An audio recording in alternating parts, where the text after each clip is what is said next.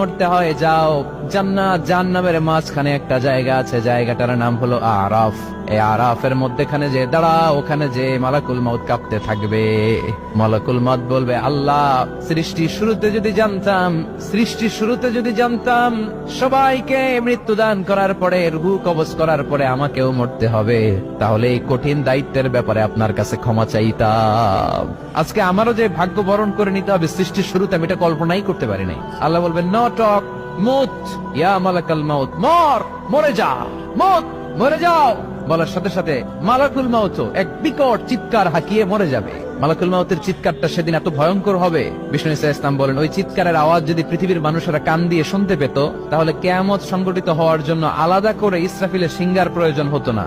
ওই চিৎকারের আওয়াজে প্রতিটা মানুষ কানের পর্দা ফেটে ওই জায়গায় লাশ হয়ে পড়ে যেত। এবার ডানে বায়ে সামনে পেছনে উপরে নিচে কেউ নাই, একজন ছাড়া। জোরে বলতে হবে, তিনি কে?